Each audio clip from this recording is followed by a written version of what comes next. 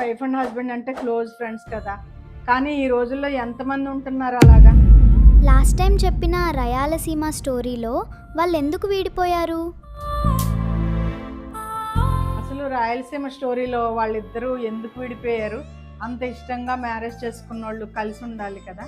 కాకపోతే ఈ మధ్య అందరూ ఎందుకు విడిపోతున్నారంటే రిలేషన్షిప్ ఇంటెలిజెన్స్ లేక. రిలేషన్షిప్ ఇంటెలిజెన్స్ ఉన్నవాళ్ళు అంత తొందరగా వివాహ బంధాన్ని పోగొట్టుకోరు. ఎలాగోలా తెలివిగా బిహేవ్ చేసి నిలబెట్టుకుంటారు. జనరల్గా ఆమె ఏ విషయమైనా సరే నిజాయితీగా అతనికి చెప్పుకుంటే అతను అర్థం చేసుకుంటాడు అనే ధైర్యం ఆమెకు ఉండాలి. ఎందుకంటే వైఫ్ అండ్ హస్బెండ్ అంటే క్లోజ్ ఫ్రెండ్స్ కదా. కానీ ఈ రోజుల్లో ఎంతమంది ఉంటున్నారు అలాగా? నేను చెప్పిన రాయలసీమ స్టోరీలో పెళ్ళికి ముందు ఉన్న ప్రేమ పెళ్లి తర్వాత మాయమైంది. పెళ్ళికి ముందు అతనిలో నచ్చిన క్వాలిటీసే పెళ్లి తర్వాత ఆమెకు నచ్చకుండా పోయాయి. అతనిలో ఉన్న నెమ్మదితనం ఇప్పుడు నచ్చకుండా అయిపోయింది. ఆమె జీన్స్లో ఉన్న పౌరుషం బయటకు వచ్చింది.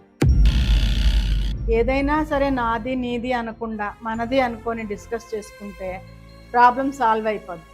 కోర్ట్స్లో కూడా చాలా ప్రాబ్లమ్స్ తగ్గుతాయి. ఇయర్స్ కోర్టుల చుట్టూ తిరగవలసిన అవసరం కూడా ఉండదు. ముందు గట్టిగా అరవటం తగ్గించి మెల్లిగా మాట్లాడటం నేర్చుకోవాలి. నెమ్మదిగా చెప్తే వినని వాళ్ళు ఎవరు? విడిపోవటం ఈజీయే, కానీ తర్వాత లైఫ్ లీడ్ చేయటమే కష్టంగా ఉంటుంది. ముఖ్యంగా పిల్లలకి. చాలామంది ఫైనాన్షియల్గా కూడా ఎలాంటి సపోర్ట్ లేక స్ట్రగుల్ అవుతున్నారు. అయితే ఇష్టమైన వాళ్ళ దగ్గర ఈగో వదిలేయాలి. ఫిజికల్ అబ్యూజే కాదు, ఎమోషనల్ అబ్యూజ్ కూడా క్రైమే. ఫిజికల్ అబ్యూజ్ కనిపిస్తుంది, ఎమోషనల్ అబ్యూజ్ కనిపించదు. అలా వాళ్ళిద్దరి మధ్యన రిలేషన్షిప్ ఇంటెలిజెన్స్ లేకపోవటం వలన ఈగో బయటకు వచ్చి రిలేషన్షిప్ని డామినేట్ చేసింది.